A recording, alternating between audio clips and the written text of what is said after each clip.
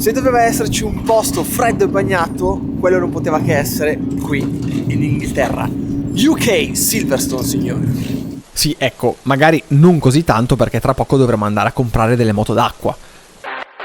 A parte gli scherzi, questo tempo mi fa riaffiorare i ricordi del Mugello, quel maledetto sabato, dove mi sono visto sfuggire dalle mani un risultato importante nel mondiale senza poter fare niente.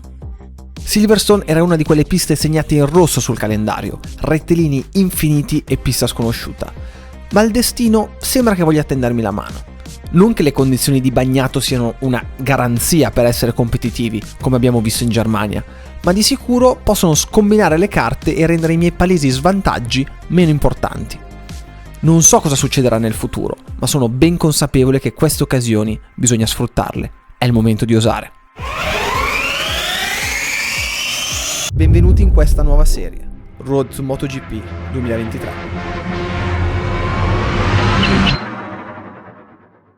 Le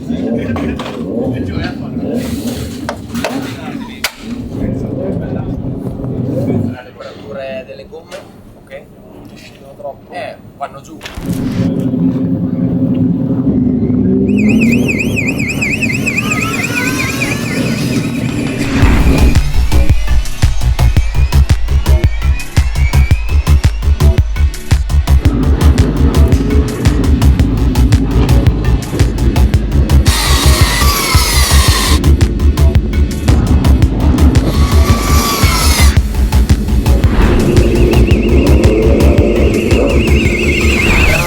Consapevole dove le minchiate che stavo facendo, ma contate che abbiamo fatto 5 giri per capire. No, ma è una cosa entri tipo apri il gas, dici figa, potevo aprirlo 47 anni prima, e poi è molto bastarda perché hai queste curve dove esci fuori, apri il gas, dici bene adesso punto il cordolo, e invece devi stare là perché poi stringe e quindi fai verde. Bene, finita l'FP1, abbiamo guardato un po' i dati. C'è molto da lavorare, come in tutte le piste nuove dove si va, che non avevo mai visto. Il primo turno è uno shock, prendi tanti di quegli schiaffi che lasciamo perdere, però c'è da dire una roba, pista fotonica, veramente figa. Spero adesso nell'FP2 di capire un po' meglio i punti di staccata e tutto, riuscire a farla correre un attimino di più l'inserimento e aprire un attimino prima. Cercherò di studiare un po' i dati di Titone, che qui invece di gare ne ha fatte abbastanza, e stiamo portando il casco perché è fondamentale nel momento in cui verranno giù le cascate del Niagara non averle dentro la visiera, perché sembra un dettaglio ma molte volte il casco da bagnato è lì che non si usa mai, poi lo tiri fuori e ti accorgi che non si chiude bene, via dicendo. E quante gare ho visto di piloti che hanno buttato nel cesso risultati importanti perché si appannava la visiera, ti entrava l'acqua da sopra, insomma. Quindi andiamo dal boss Maurizio Vitali di AGV che ce lo metterà a puntino.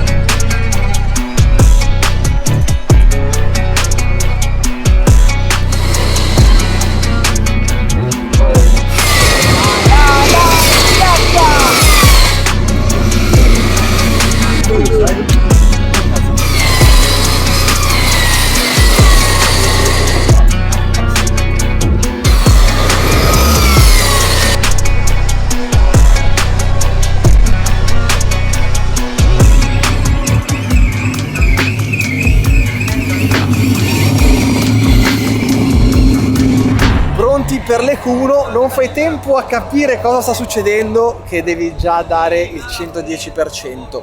5 giri in FP1, 5 giri in FP2 e adesso 3 giri impiccati per cercare di entrare in Q2. Oppure appunto, come sapete, rimarrà la posizione della Q1. E domani chissà. Sì, domani molto probabilmente pioverà, ma adesso bisogna pensare a fare bene le qualifiche. Questa è una pista dove il problema sull'anteriore si sente di meno, perché essendoci una temperatura bassa e lunghissimi rettilinei, le gomme fanno a tempo a raffreddarsi dopo i settori guidati. ma la coperta è corta, perché se abbiamo un vantaggio in quell'area, dobbiamo invece difenderci in qualche modo per la velocità massima. Ed è proprio per questo che la scia sarà fondamentale. Quindi, modalità Marquez attivata e si va!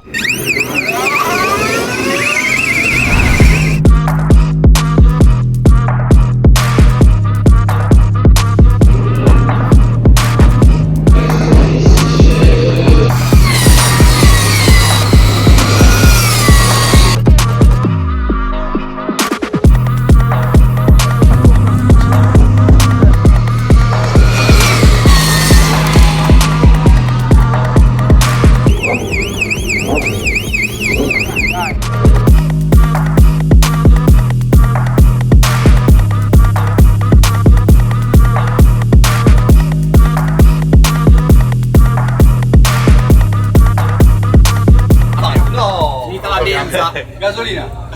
Che bomba che hanno fatto sia Torres che Ferrari. Comunque è un classico queste situazioni, quando ci sono le piste dove appunto fa freddo e c'è il primo giro per lanciarsi dove tutti fanno melina, nessuno vuole tirare e quindi sei lì che devi decidere se andare da solo e fottertene, però sei sicuro che hai le gomme in temperatura, oppure rallentare un attimo, cercare la scia, però poi non sai se nei primi metri avrai il grip giusto con le gomme a temperatura. E il risultato qual è? Esattamente quello che avete visto, dove appena la giri nel lato freddo, esplosione nucleare. Parlando di me invece, meglio, è una pista che non mi dispiace, ci sono dei punti dove vado pianissimo, degli altri dove vado molto meglio. Sono riuscito a trovare un trenino buono e poi è incredibile quanto conta conoscere le piste. Il buon Tito, che ho guardato un po' i dati nell'FP1, nell'FP2 per capire dove potevo migliorare e dove non potevo migliorare, pensate che nell'FP1 avevo un distacco di 2 secondi e 3, 2 secondi e 4 e siamo arrivati invece in qualifica che si è ridotto a 5-6 decimi. Purtroppo in questa categoria dove hai pochissimo tempo per girare è fondamentale conoscere il tracciato. Ma un po' di qua? Ma te non lo sai, guarda che Johnny ha un passato da bagnino. Chiedigli un attimo al bagno. C'è il bagnino? Facciamo il bagnino. Al bagno Oh, chi sa, Marianna cane, dai. chiamare il bagnino. Dal bagnino al meccanico. No, come no? Allora, dove l'hanno inventato il motore? Cominciamo a ragionare. A Pietrasanta, la culla, Barzanti e Matteucci. Il motore l'ha inventato da Pietrasanta? Cioè, insieme ai bagni Piero, il Twiga c'era il... Allora, aspetta un attimo, perché te fai della confusione. Il motore è stato inventato a Pietrasanta da Barzanti e Matteucci. Vero o no? E che cazzo ne so io? È quella lì. Quindi diciamo che il bagnino di Forte dei Marmi potrebbe, che viene dalla collina, perché il bagnino non è prettamente Forte Marmino, viene da sopra la ferrovia. Ok. Perché lì è terra di confine, sotto la ferrovia ci sono quelli un po'. Non si chiamano si chiamano in un'altra maniera, ma dopo non si può dire. Il Versiliese è vero, è quello che viene giù. Il bagnino con zoccoli. Con lo zoccolo di legno. Con lo zoccolo di legno. I pantaloni che gli si vede la canale del culo. Oh Luca, che vorresti fare? Il bagno? Ma te sei fuori il cervello. Dove vai? Il gesuita, dove vai? Ma sotto l'ombrellone col modello di Tumac. È il mio classico.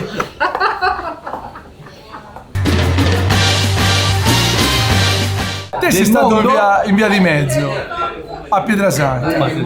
Lui è stato inventato di sicuro Sì.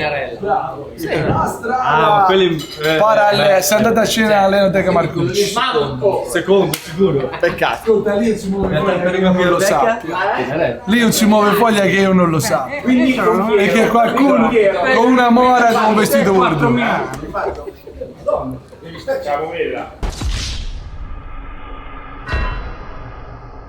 5 agosto, Inghilterra. Cioè, non so se mi spiego. 10 bei gradi. E come dicevano le previsioni, l'acqua è arrivata. Sarà tosta, perché a centro gruppo i primi giri non si vedrà nulla, se non qualche lucina in mezzo alla polvere d'acqua. Queste gare con condizioni limite sono indecifrabili. Solo 5 giri per capire il grip della pista, trovare il feeling con la moto e provare a impostare un buon ritmo. Adesso giù la visiera e gas.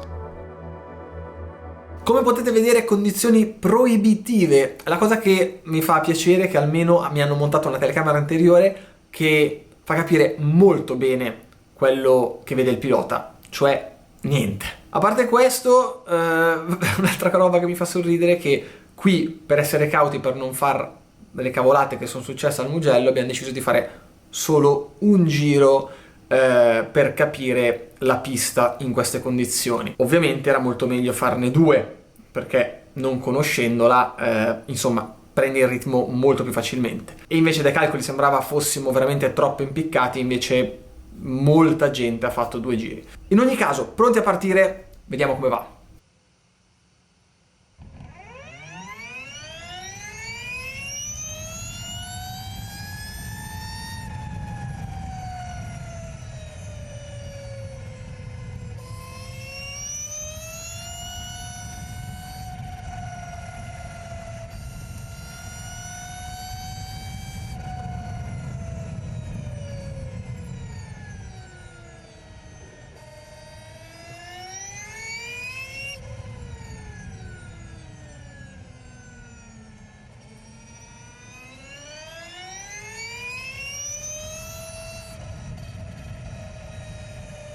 Ah, che cavolata! Dopo 2 curve incredibili dove ho passato un bel po' di gente, ho puntato l'interno, non so per quale motivo, in curva 3 e sono rimasto intruppato, mi sono praticamente fermato e dall'esterno mi hanno ripassato tutti quelli che avevo appunto passato. Poco male, mettiamoci sotto, pensiamo a fare il passo. Il problema è che, state vedendo, non si vede niente.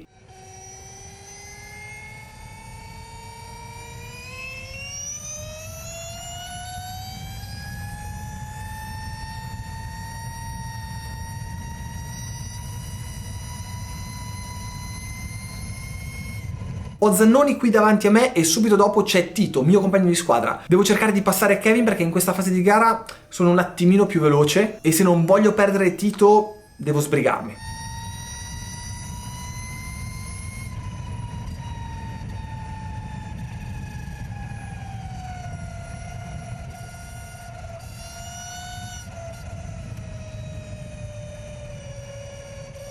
Oddio, che rischio in mezzo alle Beckett! Stavo per lanciarla, ero un pelo più veloce di Zannoni a centro curva e mi è partita. Mi ha chiuso prima, quindi ho dovuto recuperare un po' di velocità di percorrenza. È andata bene. Adesso sul rettilineo. Il rettilineo. Vabbè, non convinto che è meglio.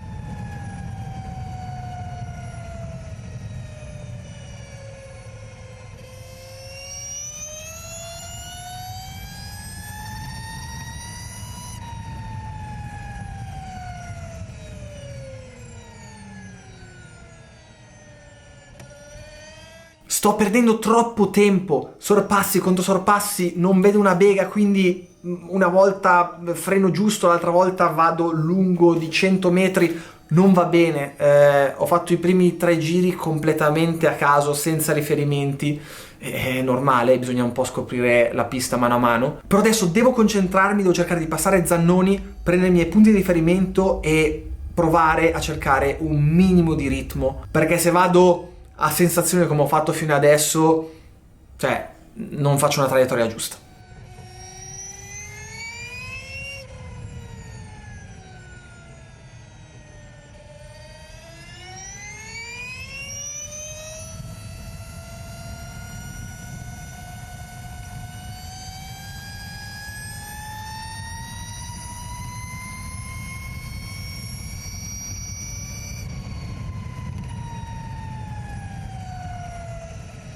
Vai, dentro, ce l'ho fatta, finalmente. Il problema è che ogni volta che devo provare un sorpasso arrivo che sono distante, perdo troppo sul rettilineo, cioè ogni sorpasso per me è veramente alla spera in Dio. Come avete visto mi sono dovuto lanciare dentro, quando ho iniziato a piegare la moto ho sentito un po' di movimento sul davanti, ho dovuto mollare i freni e sono stato dentro la pista per tanto così. Comunque, va bene, ci siamo stati dentro, adesso devo provare a tornare su Tito. Non sarà facile, ma gas.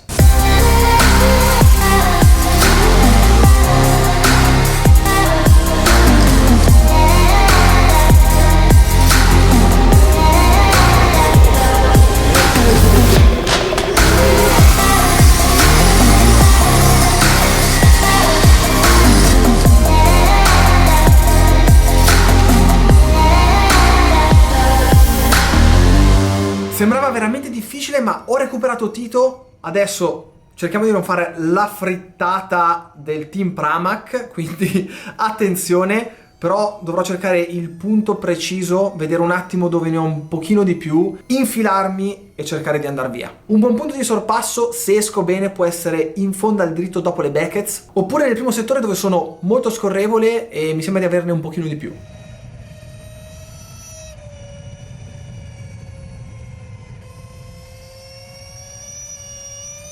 Sono uscito come una palla di cannone dalle Beckett, Tito ha fatto fatica ad aprire il gas, è la mia occasione che vi stavo dicendo prima. Adesso vediamo chi arriva prima in fondo al dritto.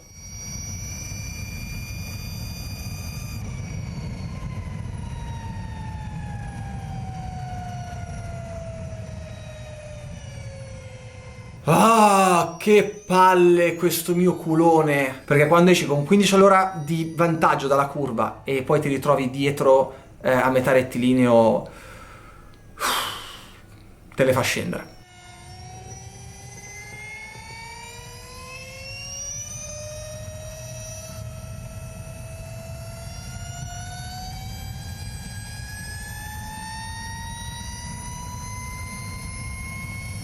Poco male, ci riproviamo. Il primo settore mi viene molto bene, quindi staccata destra, gas puntato che è facile farla scivolare, sinistra, Tito qua non è male, gas, devo riavvicinarmi, affiancarlo, staccatore dentro, bellissimo, falla correre Luca, falla correre, porca vacca che incrocio Tito, cioè, vabbè, bello, dai, non male, duro, ma ci sta. Adesso di nuovo sotto, non bisogna mollare, di nuovo testa sotto il cupolino e riproviamoci.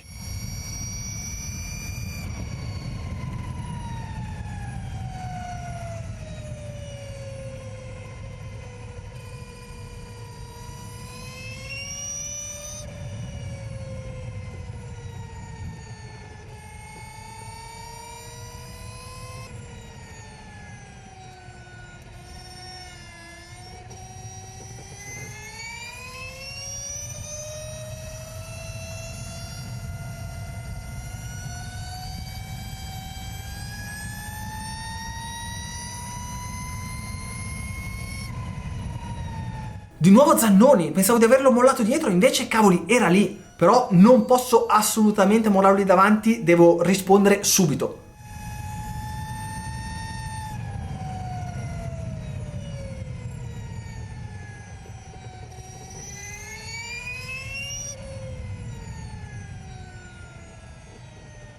Ora troppo! Scivola via! Troppo! Davanti che si chiude, aveva tanta velocità.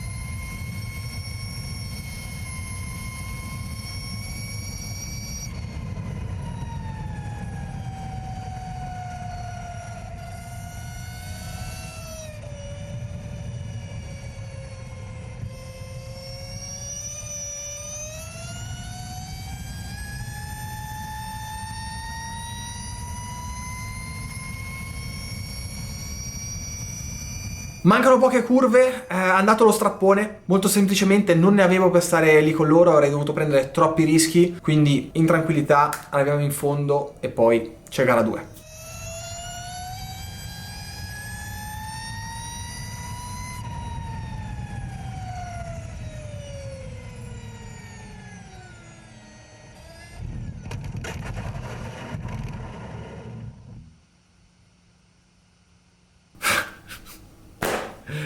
Non so bene cosa dire, anzi, una cosa la so, che Okubo ha fatto un sorpasso praticamente perfetto, duro ma perfetto, si è infilato alla spera in Dio e lì sul momento ovviamente accade tutto così in fretta che non capisci bene cosa succede, cosa ti è successo e mi sembrava che nel momento del sorpasso mi avesse toccato la ruota anteriore e mi avesse fatto cadere, invece assolutamente no. cazzata mia, errore mio. Lì purtroppo appena esci dalla traiettoria un minimo, è un attimo, si è visto anche in MotoGP, nel momento in cui si è infilato ho dovuto rialzare la moto, riportarla giù, quando ho ridato il gas un decimo di secondo dopo è partita come sul ghiaccio. Quindi niente, ragazzi, sono le gare, è così. Grande sofferenza, però è incredibile, veramente non ho parole sulla situazione, su come è un po' il tutto, ma non ci si può fare niente. Bisogna star lì, picchiare giù duro. Adesso ci sarà gara 2, dove come minimo 5 giri li abbiamo fatti e qualche punto di riferimento almeno ce l'avremo. Ovviamente anche gli altri faranno uno step, ma insomma già da non sapere dove mettere le ruote a un minimo aver capito è già un bel passo avanti. Dobbiamo farlo con il risparmio, il giro, con le colate.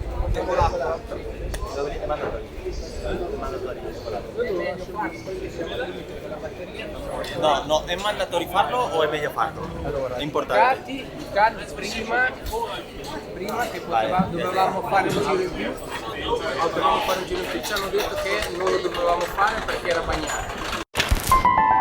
È difficile rimanere concentrati e motivati in una situazione del genere. Come sappiamo, sull'asciutto ho le mie giornate positive e negative, ma il bagnato è sempre stata una condizione nella quale mi sono sempre trovata alla grande. In Moto E, a parte la gara del Mugello dove sono andato veramente forte, il nulla.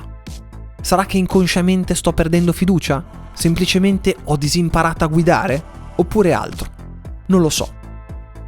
Adesso è già il momento di gara 2 e mentre vi sto parlando la situazione si fa molto concitata, perché siamo uno dei pochissimi team che ha deciso di entrare nel giro di schieramento con le gomme slick, cioè d'asciutto, nonostante l'asfalto sia molto umido. Questo vorrà dire che se la scelta si rivelerà sbagliata, dovremo partire con le gomme rain nuove e con ancora la cera sopra da togliere. Le prime curve saranno per cuori forti. Come immaginavo, la pista è assolutamente troppo bagnata per pensare di usare le slick. Ma aspetta un attimo. La mappa da bagnato? Io ho detto. Marco, Rani. Forse l'avete leggermente sentito quello che ho detto mentre ero sulla moto a 1 minuto e mezzo dalla partenza. Per fortuna che prima di partire do sempre un check a tutto per stare più tranquillo. E ho notato che erano state cambiate le gomme giustamente, ma la mappa elettronica era stata lasciata da asciutto. Vabbè, adesso tiriamo giù la visiera e cerchiamo di fare il meglio che possiamo e magari vediamo di portarci a casa qualche punticino che ce n'è molto bisogno.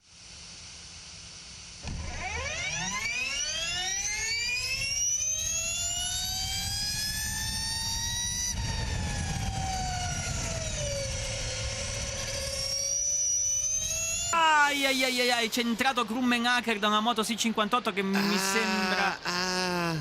Mamma mia, che botto tra Ferrari e un altro pilota che non ho capito bene chi era, e soprattutto io ho frenato un po' dove hanno frenato gli altri, ma avendo forse molta più inerzia, essendo troppo stretto, ho tarato male le misure e stavo per fare una centrata su manto che... Vabbè, adesso giù la testa e vediamo di andare, anche perché con questa mega staccata ho passato praticamente una fila intera.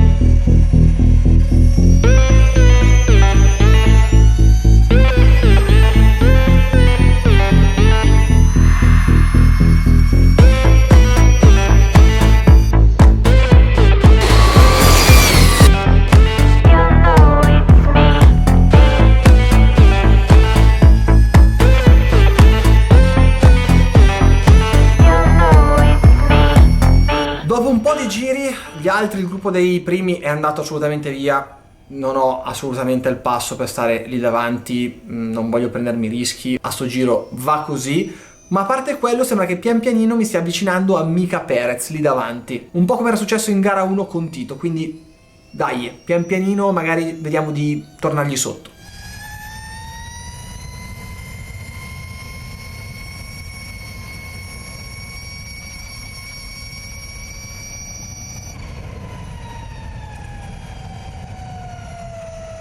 Mamma mia, che ingresso! Kevin Manfredi in gara 1 ha fatto podio, potrebbe essere una bella lepre per tornare sotto Mika.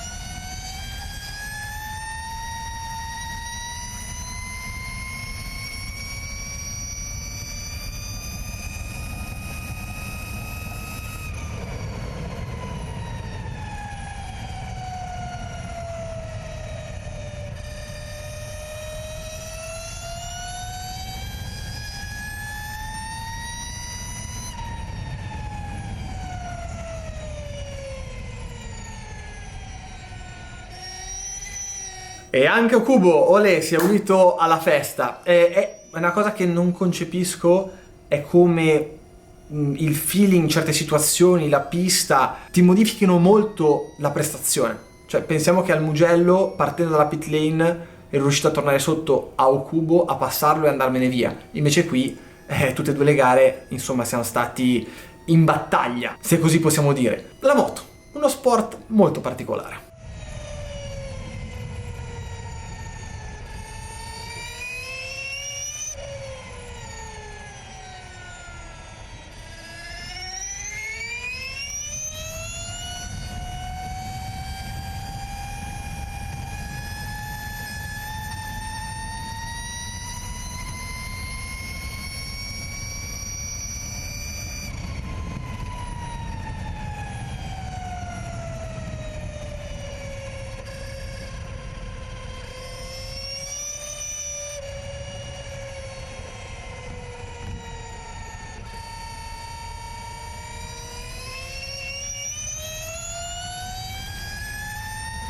Niente, ne hanno di più, io ho già fatto danni in gara 1, quindi voglio arrivare a tutti i costi, quindi portiamoci a casa questi punti dell'11ª posizione e a sto giro va così.